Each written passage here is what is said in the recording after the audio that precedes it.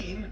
And this now is the checkered flag flying with Albon, the driver, at risk. He's not the only one. George Russell is there as well, as Charles Leclerc goes fastest. Zhou Guanyu in 16th, he is done, he is out. So is Colapinto, you've got Doohan there, you've got Alonso there. A great attacking lap from Fernando Alonso to get to 15th. What can Hamilton do across the line? We will see in a few moments, because Russell has gone into 9th position. But what about Lewis Hamilton? With this significant emotional moment leaving the team, and he comes across the line, and Hamilton can't find the time. The man saying goodbye to Mercedes is out in Q1.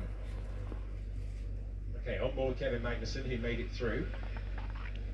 He tries to get out of the way and sends the bollard onto the racing line. There you go. So there's that bollard. Well, that is going to have a huge detrimental effect to the balance and performance of the car. Okay, what was that? Set online on entry. Okay, copy that. What did I do? Yeah, I was trying to get out of the way of Lawson, and I went as wide as I could without going off the track. Otherwise, I got my lap deleted. No further investigation for Russell and Lawson. Albon, Zhou, Lewis Hamilton, Franco Colapinto, and Jack Doohan are the drivers to fall at the first hurdle. Gasly trying to get into the top 10. He's used to that by now, and he goes into third. That's a major moment for the Alpine team, trying to mark off the Haas team in the battle to finish 6th in the Constructors' Championship. George Russell is only 6th. Mercedes just do not have the overall pace. But Sergio Perez moves into 7th. It's Tsunoda Sainz, and the driver at risk is Liam Lawson at the moment. To 10th position goes Lance Stroll. Fernando Alonso will be next over the line. He's improving as well. This is going to be a personal best lap for the two-time world champion, but is it enough to get through? 6th position for Alonso, then Russell, then Perez, then Tsunoda, then Sainz is now the driver at risk. Carlos Sainz is also on a personal best at this stage. He's going to need to be, because Charles Leclerc comes over the line and goes fastest of anyone so far. And now Sainz is in the drop zone, one lock-up away from the exit. Liam Lawson of New Zealand racing for RB, trying to demote his teammate as Sainz goes into 2nd place. Tsunoda's into the drop zone. Tsunoda's also improving. They're finding time out there. Magnussen is the only driver who is definitely out at this stage. Bottas needs a mighty final sector if he's to break the top 10. That's a time deleted for Charles Leclerc. A time deleted for Charles Leclerc. He's gone over track limits at turn 1, and he is now out to change the game entirely. Lawson can't displace his teammate, and it's Yuki Tsunoda on the brink.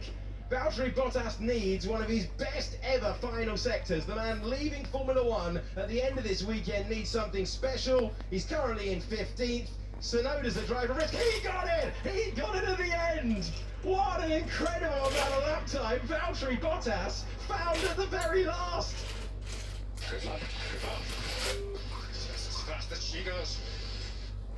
Eliminated drivers in Q2. Yuki Tsunoda, Liam Lawson, Lance Stroll, Charles Leclerc, and Kevin Magnussen. Verstappen is being compared to a Haas. He was behind a Haas in the Qatar sprint. Can he get ahead now? Oh, he's dropped it out of the final corner, and he's still going quickest. How did he do that? He kept his foot in. Can you believe that? As we were stepping back in the commentary box, imagining that was at least a spin. I thought he was heading to the wall. In the battle for pole, who's at the head of the field? After run number 1, 2nd place of Piastri. He's missed out by 0.04 of a second. And now Lando Norris, trying to beat his teammate, trying to beat his great rival for this title earlier in the season, Max Verstappen. It's Verstappen at the front for the moment. Norris gets close, but misses out. And if you thought 0.04 was tight, 0.004 was the difference between Verstappen and Norris.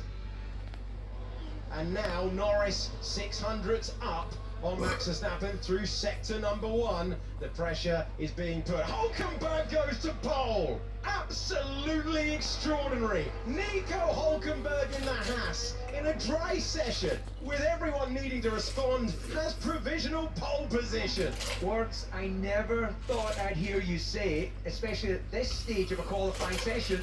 And let's see whether the McLarens can come back. Piastri Piastri over the line. He takes it away by 800ths of a second. Norris is improving, and what can Verstappen do? He's in the hunt as well. Everyone will get a chance to respond behind the wheel. Piastri gets ahead of Hulkenberg, who's looking for his best starting position of the year. Anything in the top 5 does that. Gasly couldn't go with it. Alonso goes to 6th place. Sainz will hope to be in the mix. Working the wheel through the 16th and final corner of the racetrack. He goes to 2nd place. It's Piastri, Sainz and Hulkenberg. The top 3 separated by 800ths of a second. At least they were. That's the lap time Lando Norris was looking for. It's provisional pole. And Verstappen's not on a good lap, relatively speaking.